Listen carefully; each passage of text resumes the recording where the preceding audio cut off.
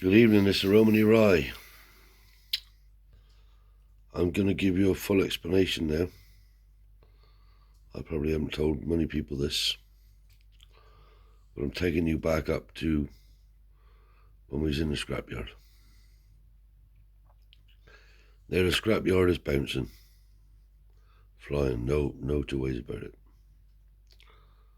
And I think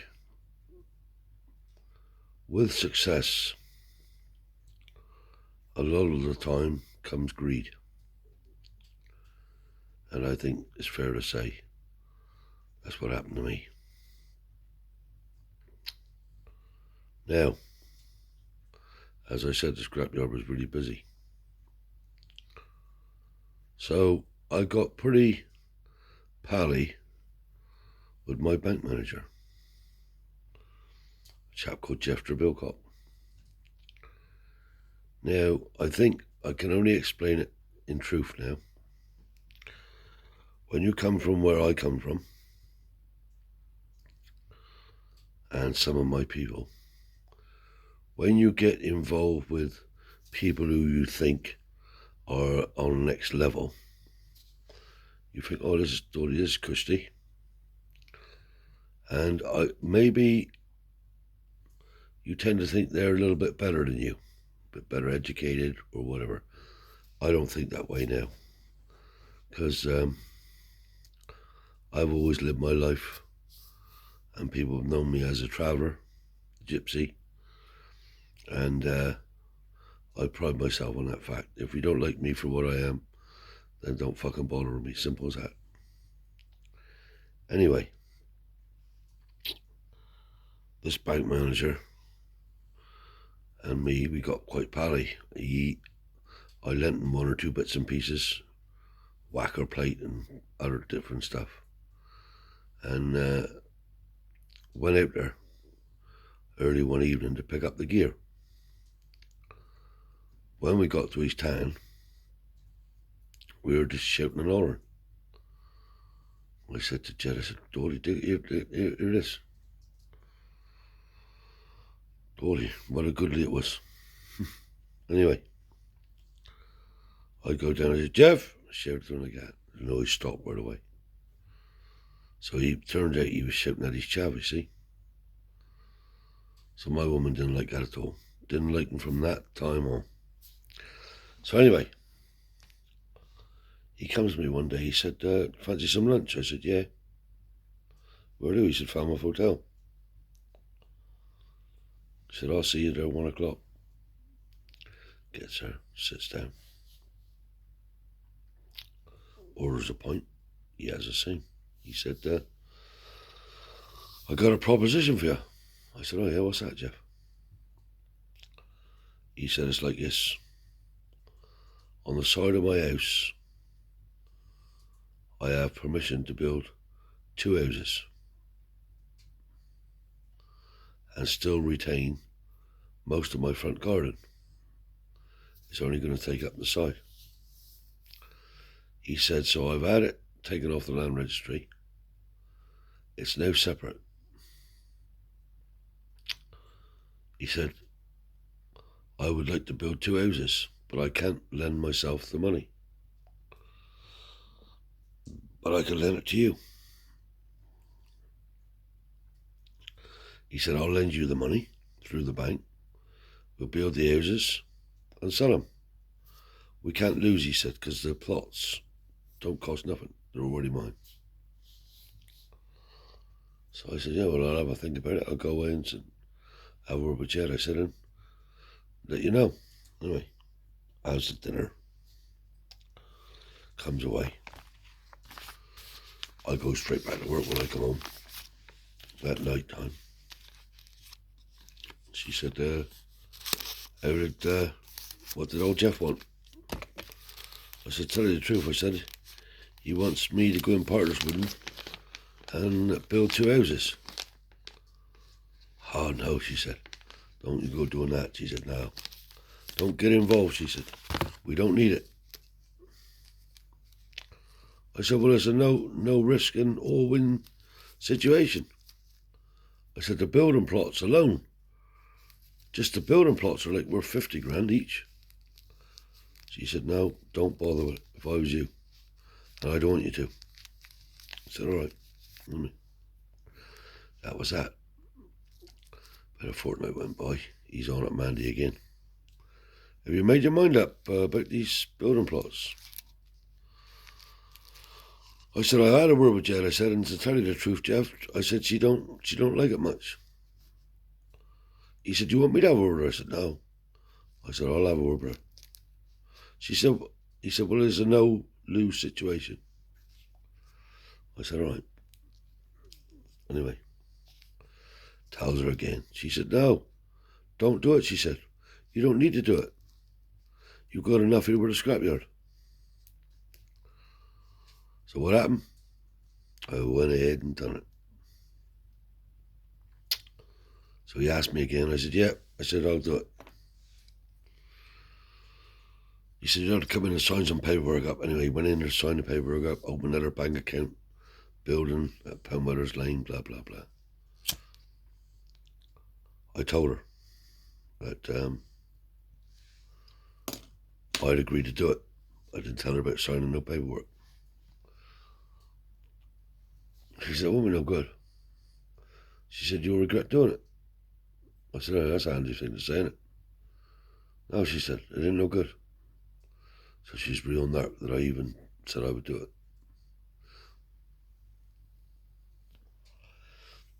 So he'd already approached a builder to build these kenners. So we had a 60 grand loan.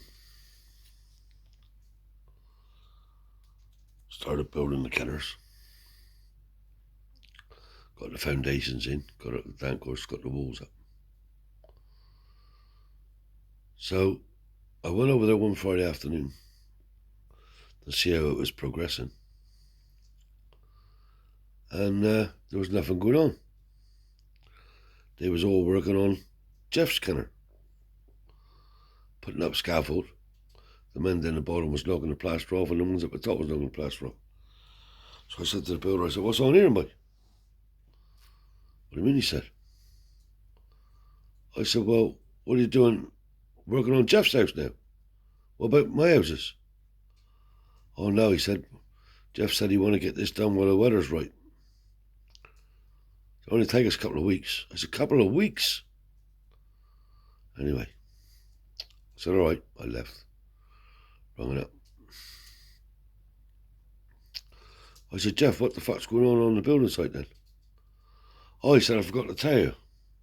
I said, oh, yeah, tell me what? He said, I thought, well, the weather was right. He said, I'd get my house deplastered and replastered. I said, yeah, and who's paying for that then, Geoff? Oh, well, don't worry about it. I got a grandfather clock and a violin and different stuff going in the antique auction. I'll put the money back in, he said. It's all right. I don't like it much, Geoff. I said, tell you straight. So things started to get a little bit sour, see. So finally got the roof on, and he was doing the internal fixing, see. So the drainage was all in, but it had to be connected to the main sewer in the road. But it had to be pumped uphill a certain amount before it went in the drain. So I bought this special plant to pump this fucking shit uphill. Anyway,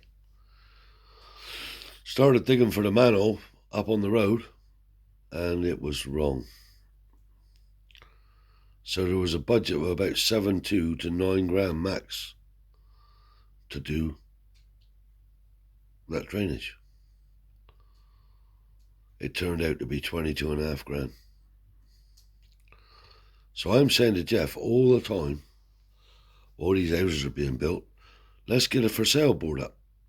Oh, no, we won't do that to this stuff, blah, blah, blah. Anyway, gets all the kitchens fitted inside. Now, the property market's taking a crash. Bump. Fall right out of bed. So he said, you'll have to borrow a little bit more money. I said, more money, Geoff, what for? He said, well, we're not finished. I'm getting twitchy as fuck now. Jed's on at me all the time, worried about this fucking building. So I thought to myself, man, he's going to have to curse him at you. So I got a couple of boys in. It's all plasterboarded now. All the kitchens were in, just ready for decorating. But not a whisper on these properties. Because the fucking market had dropped. So me being me, I thought, well, I got to curse him here. So some of it was curd. And he's on the phone to me. About 11:30. You've got to get over here. I said, what's up? He said, we got a fire in the two houses. I said, fire? He said, yeah. I said, right, I'm on my way. Over I goes. The fire brigade got in and put it out. So, we had smoke damage and water damage. Brand new kenners. So police was there, ambulance was there, I don't know what they was all there for, fucking fire brigades anyway, it was all there. So they put it out. So next day I goes over seeing.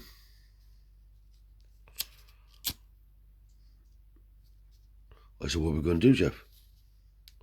We got to get rid of these fucking houses, I said. What are we going to do? He said, first thing you got to do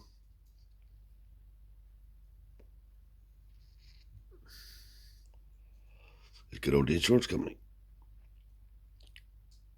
He said, the project's in your name. That's all right. So I rings up the insurance company. They sends out a loss adjuster. Now, everything was brand new in this kenner, but now it's a total mess. Smoke damage, water all over the plasterboard, fucking complete mess. So the loss adjuster said to me, you're going to have to get 3 quotes and then we'll decide who's going to do the job. He said, but I reckon we can save a lot of this, he said. It'll be wiped down and washed down and cleaned, and we'll save a lot of it. That's the kitchen units and stuff, see? So I'm thinking to myself now, that's no cushy, is it? I'll be in a fucking bigger mess now. Anyway.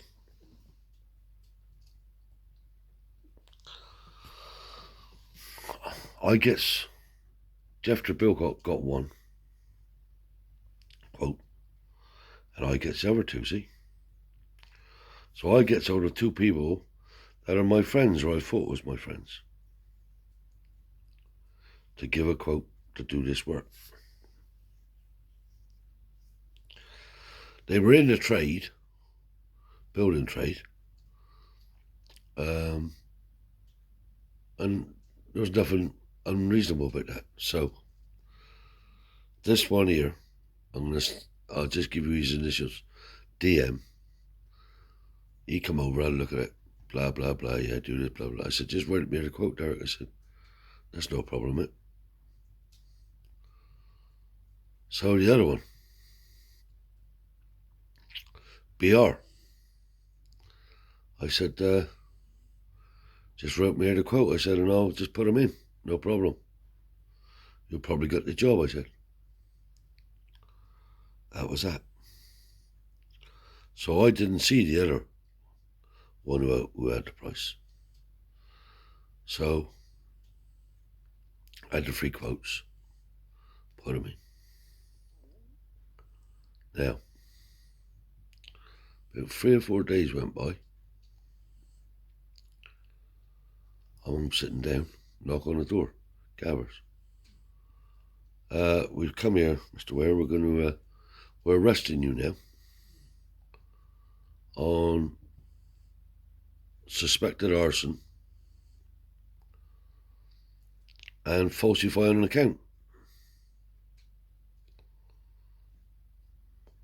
I said, what's all this about? The house is in Truro. My missus is going berserk now. In I goes. Locks me up.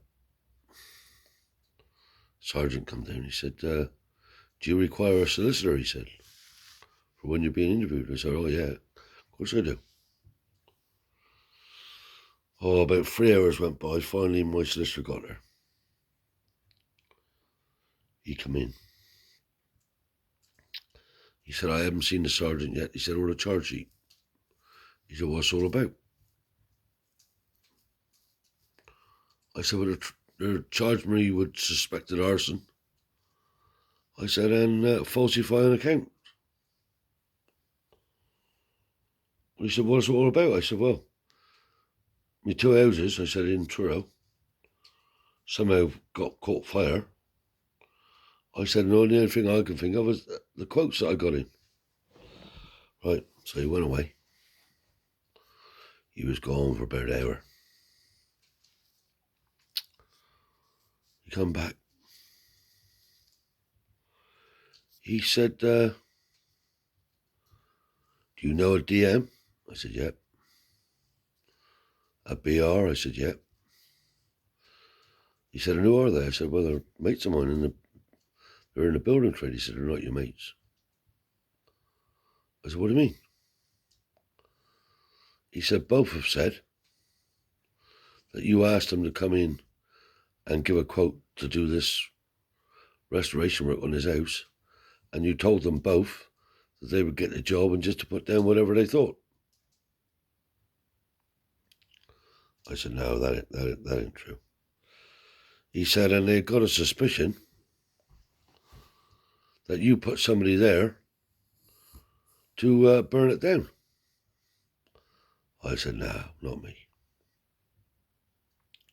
He says, so that's what we're facing. Anyway. Goes up now to be interviewed. So, do you know a Mr. S.I.? I said, yes, I do. And what's your relationship with him? I said, he sells me a lot of scrap. Do you have anything to do with him in social? I said, no. I know him. I see him outside of work occasionally. I say, all right, how you doing? And that's it. Nothing else. Right, okay. You sure about that statement? I said, yeah. Right. Now, what did you say to Mr. DM about giving you a quote? I said, well, look, I got this job here. These houses have been fire damaged and water damaged. Give me a price to do the work. Did you give them any indication of what you wanted to put on the quote? I said, no. You sure about that? Blah, blah, blah. All this same questions now about never Chavi. See? So I said, no. He said, well, we think there's only one genuine quote here that Mr. Trebilcock obtained. Because the others seem to think that you just told them to put down whatever they thought. I said, well, that's not true.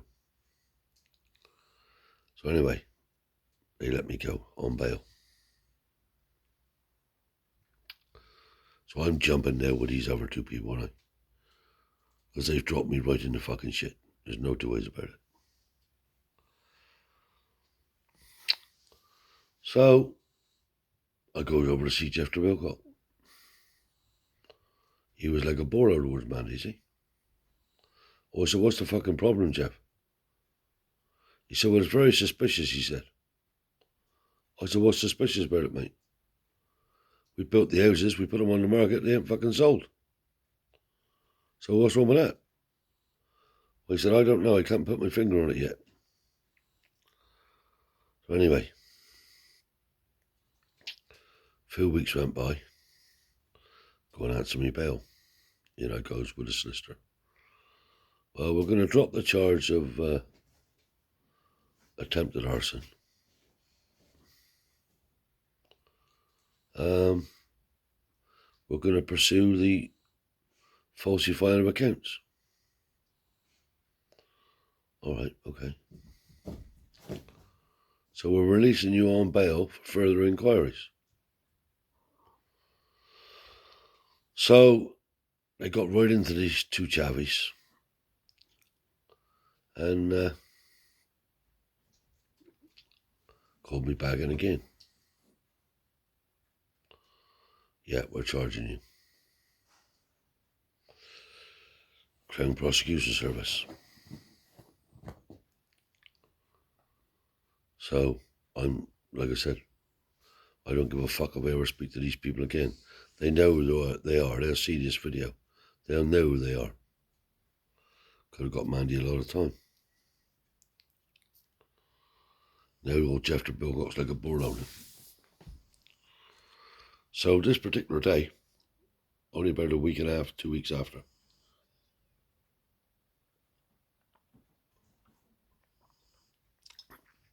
Friday afternoons was wages day. So he used to send Jed down to the bank. Somebody drove her down to the bank, get the wages out. She goes down to the bank. All you had to do back then was write a check out, put it over the counter, and they give you the cash. Plus, they knew we was doing it every week.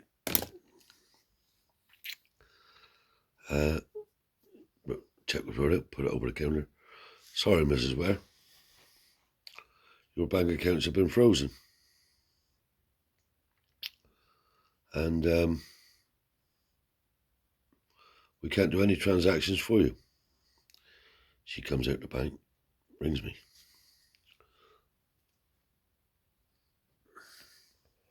She said, they won't let us have any level.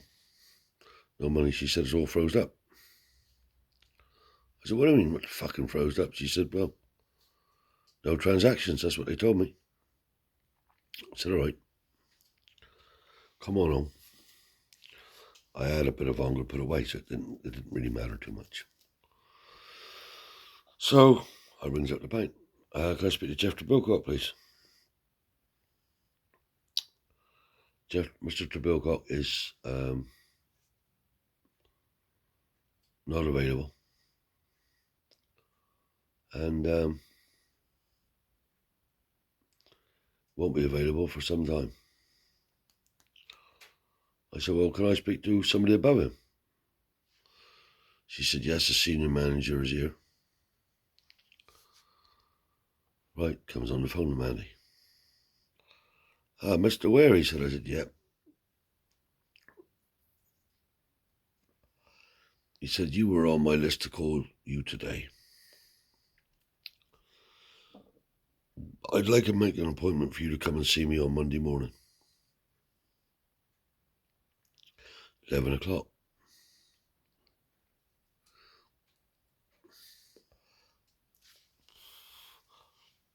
There's many things we need to discuss. And Mr. trebilcock is on a suspension and probably will be no longer working for the bank. I said, okay. I said, do you mind if I bring Clyde Bowyer with me? He said, and who's Clyde Bowyer? I said, my accountant. Not at all, he said. See you Monday. I rings Clyde Bowyer up. Our accountant. I said, Clive. I said, Geoff trebilcock been suspended. I said, he won't be coming back to the bank, apparently. They've frozen my bank account. And they want to see me on Monday. I said, can you go with us? Certainly, Clarence, he said, no problem. In we go, sits down. He said, right, Mr. trebilcock will no longer be working for the bank. we understand you entered into an arrangement with him. You're now £90,000 in debt. Well, Jed was beside me. She was crying her eyes out. He said, and we like to know how you intend to satisfy this arrangement. So Clive Bowyer said, hang on a minute. He said, where's this money gone? He said, we find it rather strange. He said, at this moment in time, it's secured against your scrapyard. I said, hey? Oh yes, Mr. Ware, there's the agreement. Now that fuckmother, that bank manager, look, he told me he was securing it just as a loan. So now it's your scrapyard that's in jeopardy, Mr. Ware, he said, because according to the land registry, the two properties that you've built are still in the ownership of Mr. Trebilcock. He's the owner of the land. You say you've taken the money to build the properties, he said, but there's no record of that. So Clive Bowyer said, hang on a minute, he said, exactly what Mr. Ware's telling you happened has happened.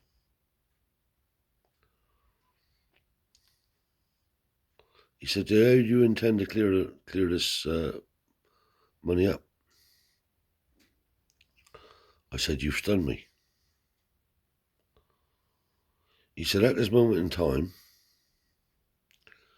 you got £22,000 in your current account.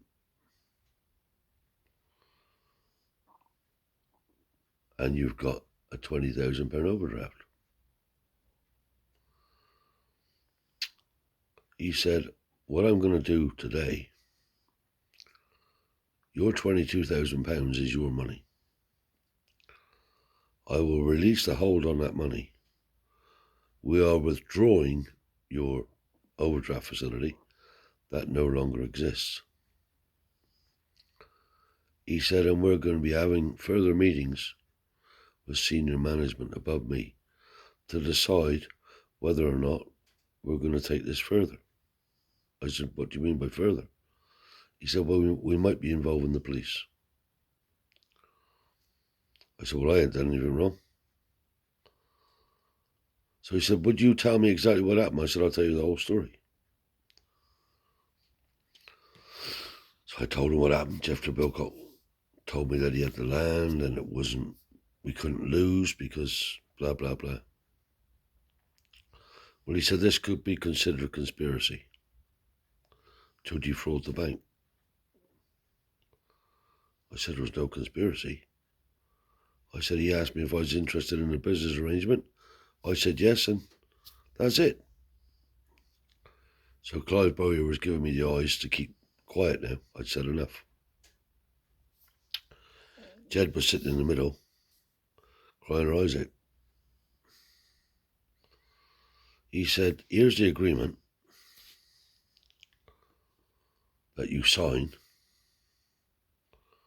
Mr. Ware, put in your scrapyard as security for the money. 2 signatures, see? One mine, one Jed. She looked at it, she said, I didn't sign that. And that's not my signature. I thought, oh my God, this is fucking worse and worse and worse. Anyway, she's narked now and crying upset, see? Comes out of there. Clive said, I'm going to speak to a solicitor in Penryn in a minute. I'll get back to you later on. It turns out that this solicitor had done one of these cases before, a bloke called Ryder. So we goes and sees the solicitor, I think, probably on the Thursday, I think it was, 3 or 4 days later. Tells the solicitor the story. He said, first of all, Clarence, you're rather silly, aren't you? I said, excuse me? He said, yeah. He said, the first thing anybody would have done would have made sure that those building plots, the title, was in your name. I said, I just trusted him. He said, no. That don't wash, he said. He said, it stinks, all of it. He said, but you got one thing going for you. The solicitor said, demand, you see. I said, what's that? He said, the bank won't want any bad publicity because the manager is as much as fault of this as you are, even more. He said, I'll guarantee you they'll fold. They won't carry it through. I said, what about the police involvement? He said, no, they won't go to the police. They won't want the adverse publicity over this. So, sure enough, he prepares a case. This is going on weeks now, months. He prepares a case for me, sends it up to a barrister in London. Right, now all this is costing lots of hunger, isn't it? So, he books us into the Wardrolf Hotel in London. And we had to go to Lincoln's Inn Fields to see a barrister. Anyway, it wasn't that good of fucking news. The barrister said, yeah, they probably gonna fold. He said, but you won't get any compensation out of them. I can tell you that, he said. So the barrister wrote up a paper, anyway, sent it to the bank. Bank finally come back. We do not accept any responsibility for what's happened between Mr. Ware and Mr. Trebilcock. Mr. Trebilcock is no longer an employee of the bank. These are the terms we set out below as a proposal to settle this matter. Number one, we lift the charge on the property, the scrapyard. You, Mr. and Mrs. Ware, will retain full ownership unencumbered. Number two, we, the bank, will now be the new owners of the properties. Separate agreement done with Mr. Trebilcock to release the properties to the bank.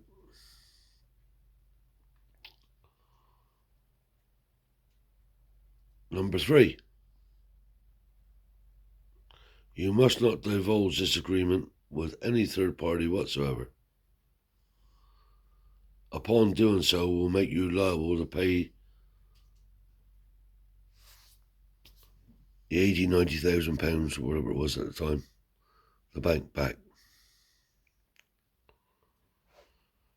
So, goes down to see his solicitor. He said, that's the best deal you're going to get, Clarence. He said, I wouldn't mess about. You're not going to get any compensation for what happened here. But he said, you'll get a clean start. So that's what happened. We got the deal, got our deeds back. Fucked with my head, but most importantly, it fucked my marriage up. Because I lied to her, see? And she couldn't live with that one. But we went on afterwards. I'm not saying we didn't, but that's the story about that one. So she's 34 minutes long. And I'll say for now, it's bye-bye from the Romany Rye.